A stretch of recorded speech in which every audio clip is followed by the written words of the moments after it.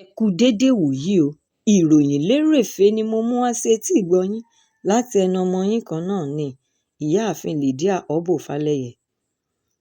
Alága fún ẹgbẹ́ òṣèlú Nigerian Democratic Congress (NDC) ti ìgbìmọ̀ àyẹ̀wò Sam Egwu ti kéde fún gbogbo ayé lórí ẹ̀rọ àwòrán-fọ́nrán tí ó gbé jáde síta ti ẹ̀rọ alátagbà X rẹ̀ ní Ọjọ́rú wípé olùdíje fún ipò ààrẹ àná tẹ́lẹ̀rí nínú ẹgbẹ́ òṣèlú Labour Party Peter Obi ti yán kànkàn tí ó sì ti tún kógojá nínú ètò àyẹ̀wò tí àwọn ṣe fún un nípa pé bóyá ó lè díje fún ipò ààrẹ nínú ètò ìdìbò alákọ̀ọ́bẹ̀rẹ̀ ti ẹgbẹ́ òṣèlú NDC èyí tí ó wáyé ní ọjọ́ Ìṣẹ́gun.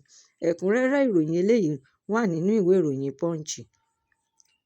Olóyè nínú ẹgbẹ́ òṣèlú Nigerian Democratic Congress (NDC) Peter Obi ti sọ̀rọ̀ lórí ọ̀rọ̀ àkọsílẹ̀ nípa pé ààrẹ àná tẹ́lẹ̀rí Goodluck Jonathan ti darapọ̀ mọ́ àwọn olùdíje fún ipò ààrẹ nínú ètò ìdìbò ti ọdún 2027.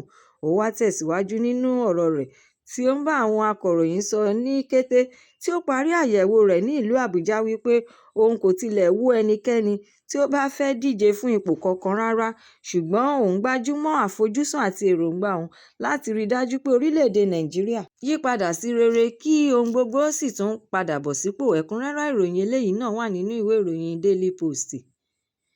Igbákejì ààrẹ àná tẹ́lẹ̀rí ti orílẹ̀-èdè Nàìjíríà Atiku Abubakar ti kí àwọn ẹgbẹ́ agbábọ́ọ̀lù Arsenal kú oríire tí ó sì tún yìn wọ́n fún àṣeyọrí ìjáwé-olúborí tí wọ́n ṣe tí wọ́n sì tún ń gba àmì ẹ̀yẹ ti English Premier League. Ó wá ṣàpèjúwe àṣeyọrí yìí gẹ́gẹ́ bí ìkóraẹni-níjàánu, gbígba ẹ̀kọ́, ọgbọ́n lóríṣiríṣi, ìfarabalẹ̀, ìfaraẹnijìn àti bẹ́ẹ̀ bẹ́ẹ̀ lọ fún ìran ọjọ́ pípẹ́.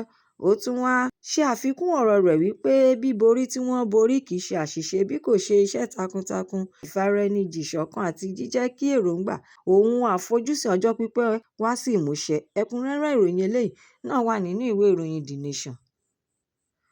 Olúbàdàn ti ilẹ̀ Ìbàdàn Ọba Rashidi Ládọjà ti dá ètò bíbí ilé tí ó tó 200 wó ní agbègbè Ìṣọ̀kan Estate Extension, Alao Akala, Ẹlẹ́bú ní ìlú Ìbàdàn, ìpínlẹ̀ Ọ̀yọ́. Ọba yìí tí ó tún ti fi ìgbà kan jẹ́ gómìnà ìpínlẹ̀ Ọ̀yọ́ rí tó pàṣẹ náà lẹ́yìn oríṣiríṣi ìpàdé tí ó ti bá àwọn onílé àti olùgbé agbègbè náà ṣe. Ó tún wá sọ fún wọn wípé kí wọ́n tún ilé wọn ṣe àti pé àwọn ajálẹ̀gbà kò gbọdọ̀ dé gbogbo agbègbè náà mọ́ rárá. Ẹ̀kúnrẹ́rẹ́ ìròyìn eléyìí náà tún wà nínú ìwé ìròyìn Leadership. Ilé-ẹjọ́ tí ó ga ti ìpínlẹ̀ Èkìtì èyí tí ó kalẹ̀ sí ìlú Adó ní Ọjọ́rú ti fi àwọn ènìyàn méjì sí ẹ̀wọ̀n ọdún 25 ẹnìkọ̀ọ̀kan wọn lórí ẹ̀sùn ìwà ìjínigbé.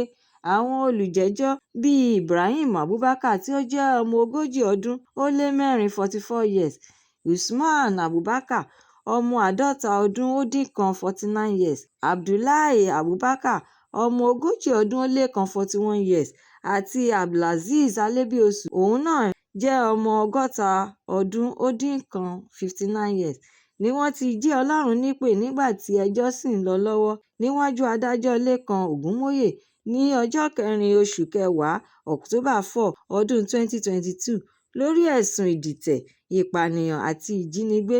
Ẹ̀kúnrẹ́rẹ́ ìròyìn eléyìí náà farahàn nínú ìwé ìròyìn The Guardian. Ìròyìn eléyìí ló gbé jáde síta wípé àwọn ènìyàn 4 ló gbẹ̀mí mì nínú ìjàmbá ọkọ̀ Gulf Wagon tí ó ṣubú sínú odò Thomas Dam ní ìjọba ìbílẹ̀ Dambata ní agbègbè ìpínlẹ̀ Kano. Ìṣẹ̀lẹ̀ yìí wáyé nígbà tí ọkọ̀ náà ń rìnrìn àjò lọ láti ìlú Kano lọ sí Roni, àdúgbò kan nítòsí ìpínlẹ̀ Jigawa, ni ó ṣubú sínú odò lẹ́yìn ìgbà tí táyà ẹsẹ̀ rẹ̀ dédé fọ́. Ẹ̀kúnrẹ́rẹ́ ìròyìn eléyìí náà tún wà nínú ìwé ìròyìn Daily Trust. Gómìnà ìpínlẹ̀ Katsina Dikko Umaru Rada ti pàṣẹ fún iléeṣẹ́ omi láti tètè ṣe ẹ̀rọ àyẹ̀wò àwọn odò méjì tó dédé dà wó lulẹ̀ èyí tí ó wà ní abúlé Kore àti Majenwaya tí ìjọba ìbílẹ̀ Bata Garawa àti Shiranshi ní ìpínlẹ̀ náà. Ọjọ́ Ìṣẹ́gun ni gómìnà Rada pàṣẹ yìí nígbà tí ó gbàlejò àwọn ènìyàn pàtàkì láàyò àwọn ọmọ ẹgbẹ́ òṣèlú African Democratic Congress (ADC) àti ti ẹgbẹ́ òṣèlú People Democratic Party (PDP) tí wọ́n ṣẹ̀ṣẹ̀ bọ́ọ̀dì sí ẹgbẹ́ òṣèlú All Progressives Congress (APC) sílẹ̀. Ẹ̀kúnrẹ́rẹ́ ìròyìn eléyìí náà wà nínú ìwé ìròyìn This Day. Olùdarí ètò ìròyìn fún igbákejì ààrẹ àná Atiku Abubakar ti fèsì sí ìbéèrè tí Nnem Efron béèrè nípa kíkọ sí orí ẹ̀rọ X rẹ̀ lọ́jọ́ Ìṣẹ́gun wípé Atiku ti ń gbáradì tí ó sì tún ń sa gbogbo ipá rẹ̀ láti díje fún ipò ààrẹ nínú ètò ìdìbò ọdún 2027. Ó wá tẹ̀síwájú nínú ìdáhùn ìbéèrè náà wípé ó ń fẹ́ àtìlẹ́yìn gbogbo ènìyàn láti lè yọwọ́ kílàńkó ìṣèjọba ààrẹ Bọ́lá Tinubu láwo kí ó bàa lè tún orílẹ̀-èdè Nàìjíríà kọ́, èyí tí Tinubu ti jẹ́ kí àwọn adàlúrú agbébọn sọ di ahoro àti pé igi kan kò lè dá igbó ṣe. Ẹ̀kúnrẹ́rẹ́ ìròyìn eléyìí náà tún wà nínú ìwé ìròyìn Nigeria Tribune Online. Olùdámọ̀ràn pàtàkì lórí ètò ìlànà ìbáraẹnisọ̀rọ̀ Daniel Báwà ti sọ ní gbogbo ìgboro ayé wípé olúkúlùkù ọmọ ilẹ̀ Nàìjíríà ló lẹ́tọ̀ọ́ lábẹ́ òfin láti dáàbò bo ara rẹ̀ lọ́wọ́ àwọn akọluni, agbóguntini, oníjà àti bẹ́ẹ̀ bẹ́ẹ̀ lọ, àti àkókò dídúnkòokò lájà mọ́ni nígbà tí ìjọba bá ń ṣiṣẹ́ láì sinmi lórí dídènà àwọn adàlúrú, ajínigbé àti àìní ààbò ètò tó péye ní ilẹ̀ Nàìjíríà. Ẹ̀kúnrẹ́rẹ́ ìròyìn eléyìí náà wà nínú ìwé ìròyìn Vanguard. Ìròyìn eléyìí náà ló tún jẹ́ kí ó di mímọ̀ fún gbogbo ènìyàn wípé olú iléeṣẹ́ All Progressives Congress (APC) ti já àwọn ènìyàn tó tó 60 sílẹ̀ tí wọn kò sì tún ní àǹfààní láti padà sí ipò oníkálukú wọn. Àwọn ènìyàn náà jẹ́ alátìlẹyìn gómìnà Siminalayi Fubara nígbà tí wọ́n ṣe àfihàn orúkọ àwọn olùdíje fún ipò kọ̀ọ̀kan lẹ́yìn àyẹ̀wò tí wọ́n ti ṣe fún wọn. Ẹ̀kúnrẹ́rẹ́ ìròyìn eléyìí náà wà nínú ìwé ìròyìn The Sun. Ìròyìn lérèfé tòní kò ní jù báyìí lọ nítorí wípé kí n lọ bẹ̀ oge. Ẹ tún pàdé mi lọ́jọ́ mìíràn fún àkọ́tún ìròyìn lérèfé láṣẹ Èdùmàrè.